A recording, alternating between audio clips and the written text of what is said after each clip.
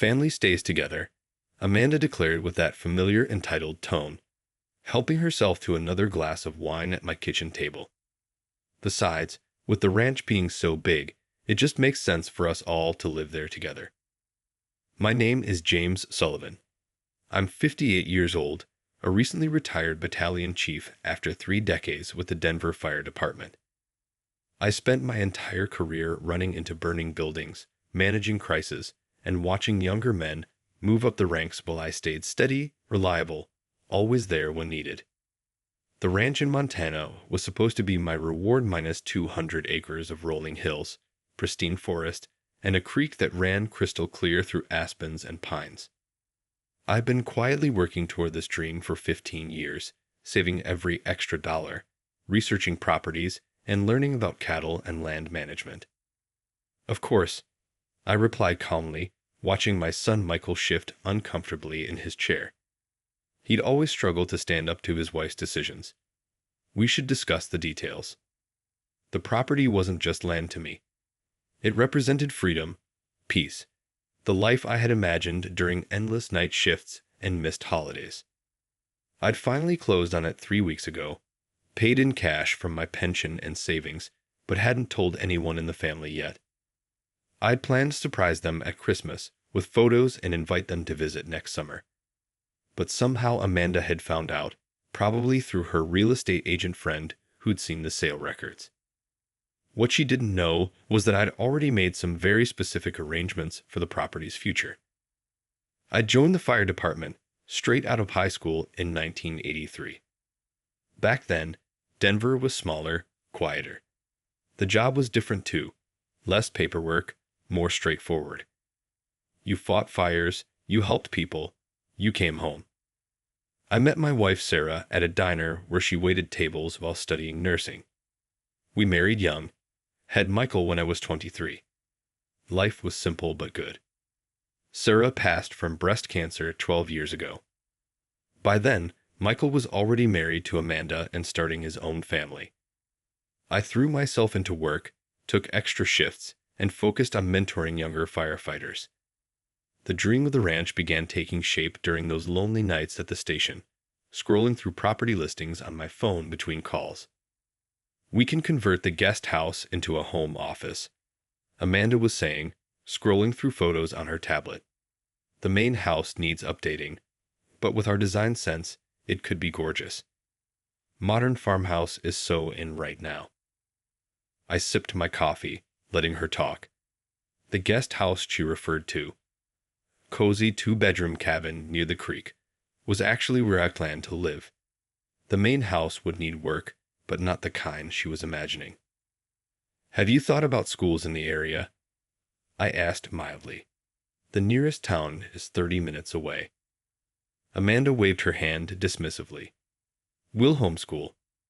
I've been reading about it online. It's so much better than traditional education. Plus, the kids need to experience nature, learn about real life. The kids, my grandchildren Tommy and Sarah, 8 and 6, were wonderful children despite their mother's overwhelming personality. Smart, kind, curious about everything. They deserved better than being isolated as part of their mother's latest life plan. Michael cleared his throat. Maybe we should take some time to think this through. Moving across states is a big decision. We've thought about it plenty. Amanda cut him off. Your job is remote now. The kids are young enough to adapt, and your father shouldn't be living alone at his age. It's perfect timing. At my age, I almost smiled.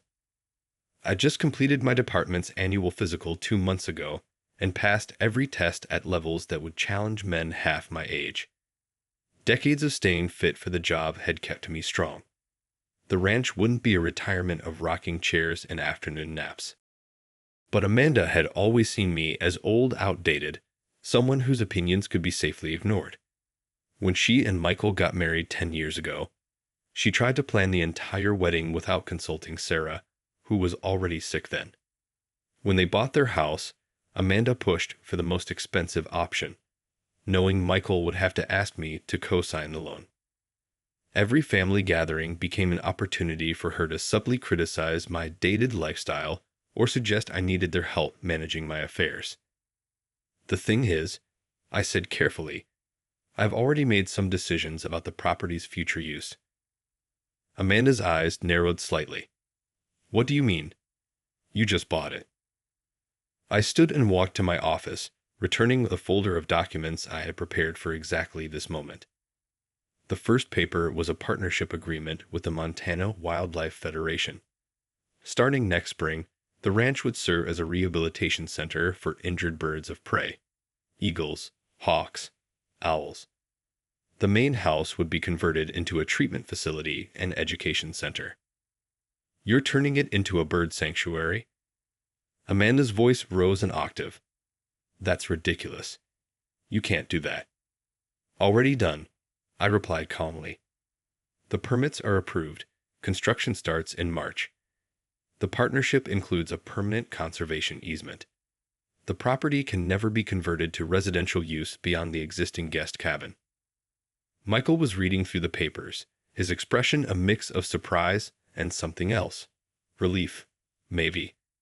This is incredible, Dad. Tommy would love learning about the birds. He's already obsessed with eagles. Amanda stood abruptly, her wine sloshing dangerously. This is clearly a rash decision. You've been alone too long, not thinking clearly.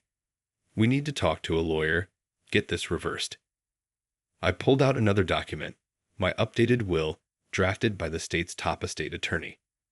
The property and the rehabilitation center will be held in trust, managed by the Wildlife Federation. I'm just the resident caretaker. Even if something happens to me, it can't be sold or repurposed. You've lost your mind, Amanda snapped. All that time around smoke, maybe there's cognitive damage. Michael, call your cousin Lisa. She handles elder law, right? There must be a way to challenge this. But Michael was still reading, now looking at photos of similar rehabilitation centers. Dad, how long have you been planning this? About 5 years, I said. Started volunteering at a raptor center in Colorado Springs on my days off. Got certified in wildlife rehabilitation. The Federation has been looking for a property like this for their expansion program. The truth was, I'd found my second calling through those volunteer hours. There was something profound about helping these magnificent birds heal, watching them return to the sky. It reminded me of the best parts of firefighting, the pure purpose of protecting life, of making a difference. Amanda was pacing now, her plans crumbling. This is about control, isn't it? You never thought I was good enough for Michael, never respected my ideas. Now you're basically banning us from living near you. You're always welcome to visit, I said quietly.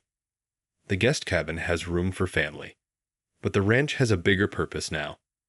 Something that will benefit the community, teach children about conservation, and give injured wildlife a second chance. Children need a stable home, not field trips to look at sick birds. Tommy and Sarah should be growing up around family, learning practical skills, not some hippie wildlife nonsense. Michael stood finally, his voice firm for perhaps the first time in his marriage. That's enough, Amanda.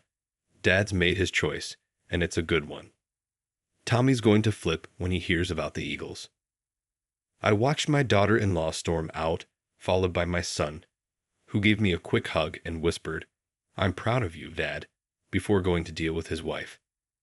Through the window, I could hear her yelling in the driveway about ingratitude and family obligations. Sitting back at my kitchen table, I looked at the photos of the ranch, the sweeping views, the clear creek, the sturdy buildings that would soon help heal broken wings and inspire young minds. Sarah would have loved it, would probably already be designing educational programs and volunteer schedules. My phone buzzed with a text from the Federation director. Contractor confirmed for March start date. Board excited about location. When can you move up to begin preparation? I typed back, right after Christmas. Already packed. Another buzz. Perfect. Local school district already asking about field trips next fall. I smiled, imagining Tommy and Sarah not trapped in their mother's homeschool scheme, but visiting regularly with their classmates, learning about wildlife, and seeing their grandfather doing meaningful work. Sometimes the best way to help family isn't giving them what they want, but showing them something bigger than themselves. The ranch would never be the quiet retirement Amanda assumed I needed. Instead, it would be filled with purpose, education, and the steady work of healing. Young interns would train there, school children would discover nature's wonders, and magnificent birds would return to the Montana skies. I poured myself a small whiskey and walked out to my back porch. The Denver skyline glittered in the distance, but my mind was already in Montana, planning modifications to the buildings, imagining flight rehabilitation areas, and thinking about the legacy his property would create. Let Amanda rage. Let her try to challenge the legal documents. The ranch's future was secure, its purpose clear. I'd spent 30 years running into burning buildings, saving lives, doing what needed to be done, despite opposition or danger. This was just another kind of rescue mission. My phone buzzed again. Michael. Tommy wants to know everything about eagles. Can we visit in the spring? Of course, I replied. By then, we'll have our first residents. Bring his science teacher too, if interested. Another text. Amanda's still fuming. Says you'll regret this. I told her she's wrong. I didn't respond to that one.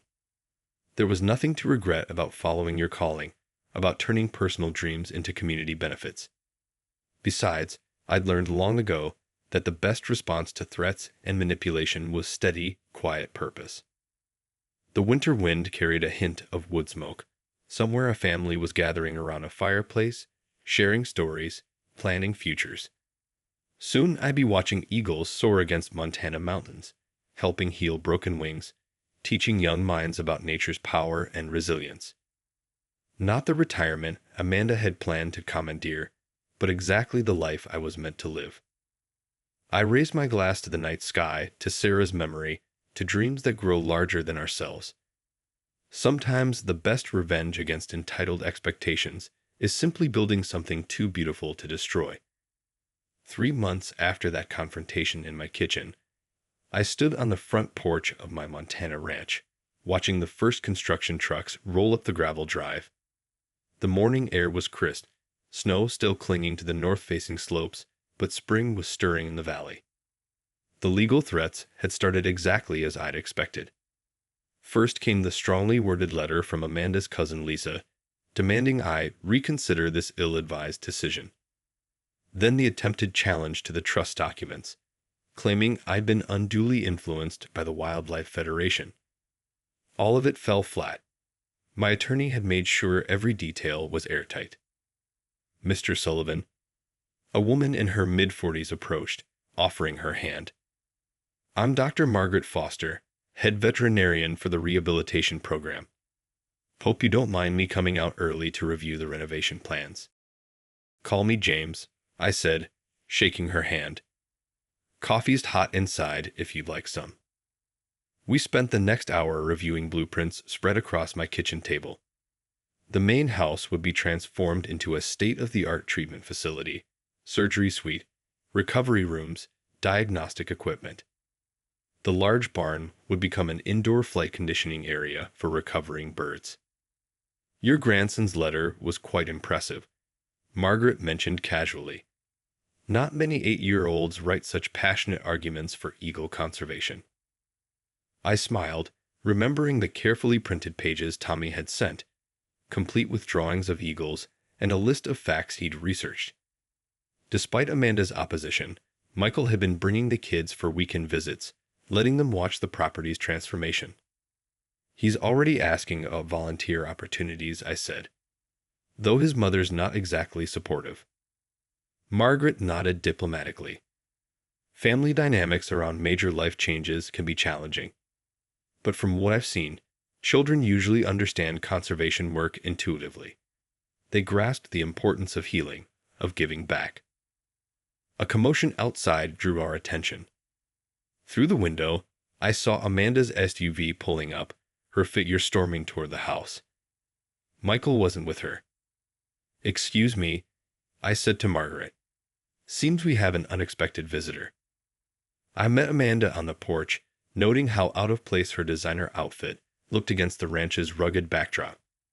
"Quite a drive from Denver," I observed mildly. "Everything okay?" "You've poisoned my children against me," she declared without preamble. "Tommy refuses to consider the homeschool curriculum I chose. He says he has to stay in regular school so he can visit the Eagle Sanctuary with his class. Sarah won't stop talking about becoming a veterinarian." "Sounds like they're developing good interests," I replied. "Would you like to see the renovation plans? The education center will have programs for all ages." "This isn't about education. It's about you deliberately ruining my plans for our family. Michael's talking about keeping our house in Denver now. He says the kids need stability and their school friends." Inside, I saw Margaret tactfully gathering her papers, trying to give us privacy. The construction foreman was waiting by his truck, clearly uncertain whether to begin work with the family drama unfolding. "Your plans," I said quietly, "were about control, not family. You never asked what Michael wanted or what the kids needed. You just decided. I'm their mother. I know what's best for them. Like you knew what was best for my retirement. For this property I bought with my own money." She stepped closer, finger pointing. "You think you're so clever with your wildlife sanctuary and conservation easements. But this isn't over.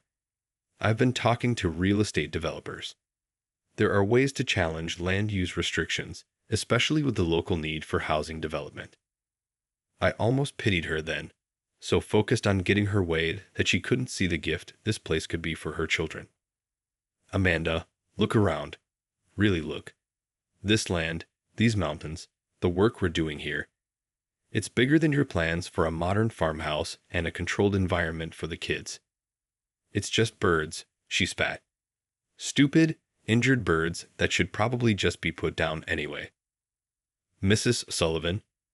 Margaret had emerged onto the porch, her face professionally neutral, but her eyes sharp. I couldn't help overhearing. "Perhaps you'd be interested in seeing some of our success stories."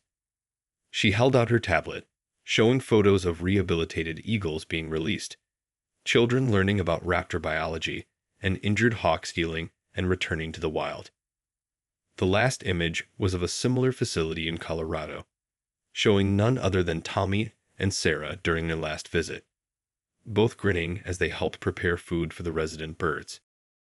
"The kids took to it immediately," Margaret continued. "Your son Tommy actually helped us design some enrichment activities for our younger birds. Quite innovative for his age." Amanda's face flushed.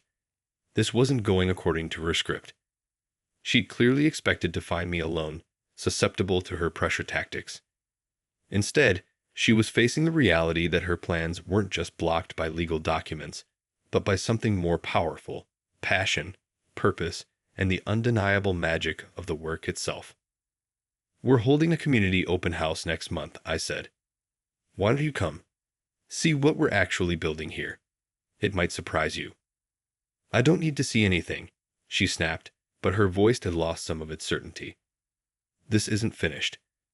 Michael may be fooled by your noble wildlife savior act, but I know what this is really about." She turned and stalked back to her SUV, gravel crunching under her expensive boots. As she drove away, the dust trail rising behind her vehicle seemed to symbolize the last remnants of her attempted takeover dispersing into the Montana air. Margaret cleared her throat. "Well, that was interesting. Family dynamics indeed." I chuckled. "Sorry you had to witness that. Though I suspect it won't be the last attempt." "In my experience," she said thoughtfully, "the best response to opposition is simply to build something so undeniably worthwhile that it speaks for itself. Shall we review the plans for the education center?" Over the next few hours, we finalized details for the renovation, met with the construction team, and walked the property marking locations for flight rehabilitation enclosures. The spring wind carried promises of new beginnings, of wings healing and soaring again. My phone buzzed with a text from Michael. Sorry about Amanda showing up. She left the house angry this morning, wouldn't say where she was going. Kids okay? I replied, all fine. Might have actually helped her see what we're really doing here. Another buzz. Tommy's class scheduled their field trip for May. He's already preparing a presentation about eagle rehabilitation. I smiled, imagining my grandson teaching his classmates about the work we were doing.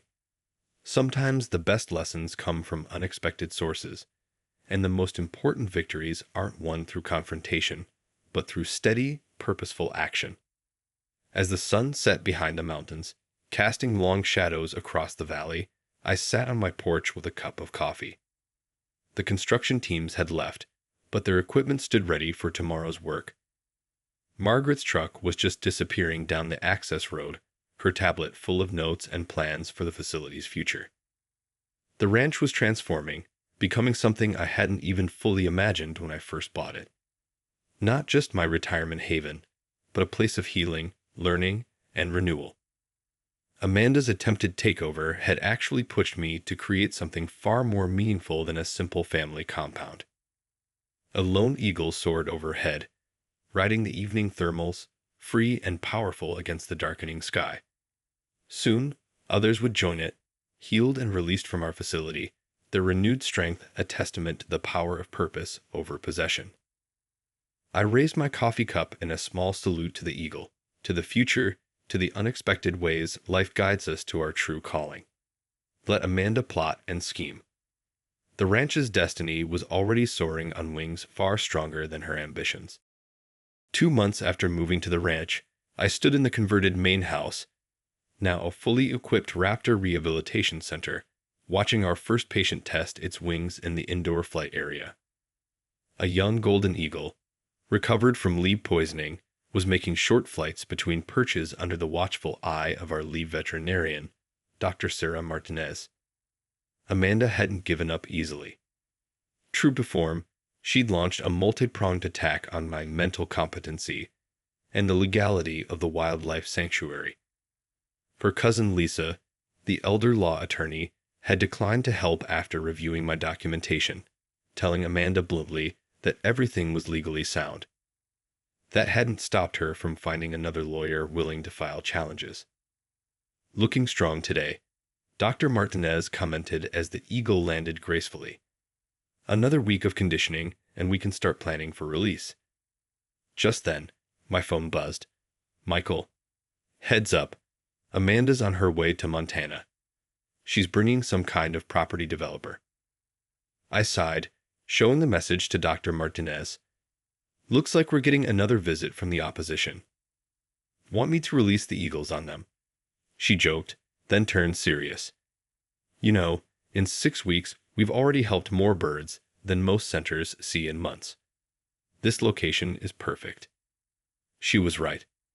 The ranch's combination of open space, varied terrain, and relative isolation made it ideal for rehabilitation work. We already treated 3 red-tailed hawks, a great horned owl, and now this magnificent golden eagle. More importantly, we'd hosted 6 school groups, including Tommy and Sarah's classes from Denver. The memory of my grandchildren's faces when they first saw the eagles would stay with me forever. Tommy had asked intelligent questions about flight patterns and hunting behaviors, while Sarah had shown a natural talent for spotting birds in the distance. Even Michael had seemed more alive here, spending hours hiking the property during their visit. Amanda had refused to come, of course. A cloud of dust on the access road announced visitors. I watched through the window as a sleek black SUV pulled up, followed by a larger vehicle with some kind of company logo.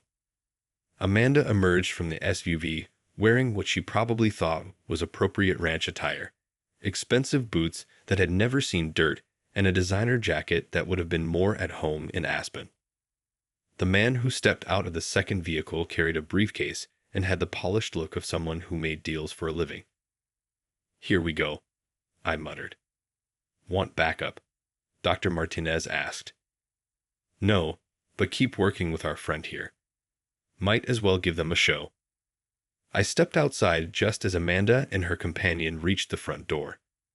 The Golden Eagle chose that moment to make its most impressive flight yet, soaring the full length of the indoor space in full view through the large windows. Mr. Sullivan. The man stepped forward, hand extended. I'm Harrison Wells from Pinnacle Development. Your daughter-in-law tells me you might be interested in exploring some alternative uses for this beautiful property. I didn't take his hand. She's mistaken. The property's use is already determined. Dad, Amanda said, switching to her concerned voice. Mr. Wells specializes in luxury eco-resorts. Think about it. Private cabins, guided nature walks, exclusive experiences. You could still keep some of the birds as attractions. The eagle screamed from inside, as if objecting to being considered an attraction.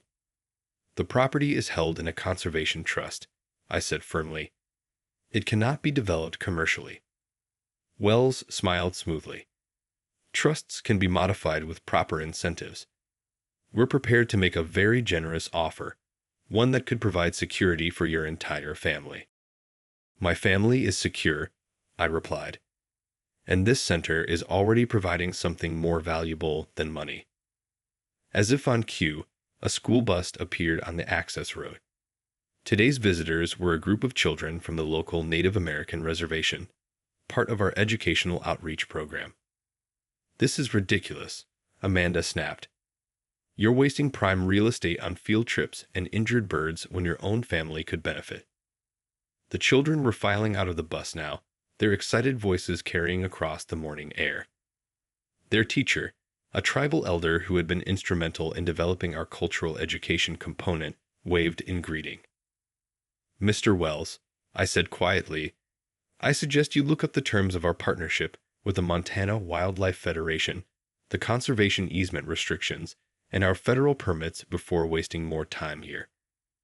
This property's purpose is not for sale. Everything has a price, he started, but I cut him off. No, it doesn't.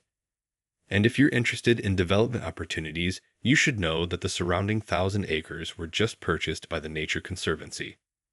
This entire area is now protected habitat. That was my surprise card. I'd been working with the Conservancy since before buying the ranch, helping piece together a larger wildlife corridor. Amanda's face went from confident to shocked as she realized the scale of what she was up against.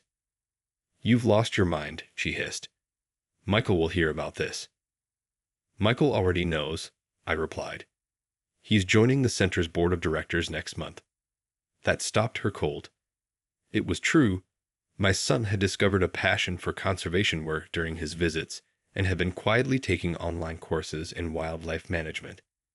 He told me last week that he was considering a career change. The children were gathering near the main building now, their teacher explaining the significance of eagles and their culture.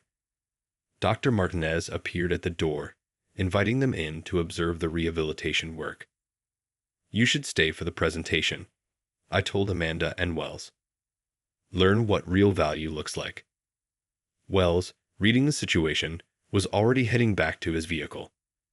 Amanda stood her ground for a moment longer. This isn't over, she said, but her voice lacked conviction. It was over the moment I signed the trust documents, I replied. The only question is how long you'll waste fighting something that can't be changed. As she stormed back to her SUV, I joined the children inside. The Golden Eagle was perched regally, seemingly aware of its role in teaching young minds about nature's majesty. The tribal elder was sharing a traditional story about eagles carrying prayers to the Creator. My phone buzzed again.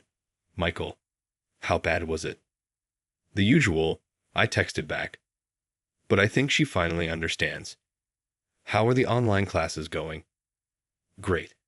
Tommy's doing his science project on raptor rehabilitation. Uses your center as a case study. I smiled, watching the children's faces as Dr. Martinez explained how we help injured birds return to the wild. This was the real legacy, not luxury resorts or family compounds, but understanding, education, and healing. The eagle spread its wings, drawing gasps of appreciation from its young audience. Through the window, I could see Amanda's SUV disappearing in a cloud of dust, carrying away the last vestiges of her attempts to control this place. The ranch had found its true purpose, and so had I. Sometimes the best response to selfish demands is creating something so meaningful it transcends personal gain. The eagles knew this. They didn't soar for profit or power, but for the pure joy of riding the winds between earth and sky. As I listened to the elders' stories and the children's questions, I felt Sarah's presence strongly.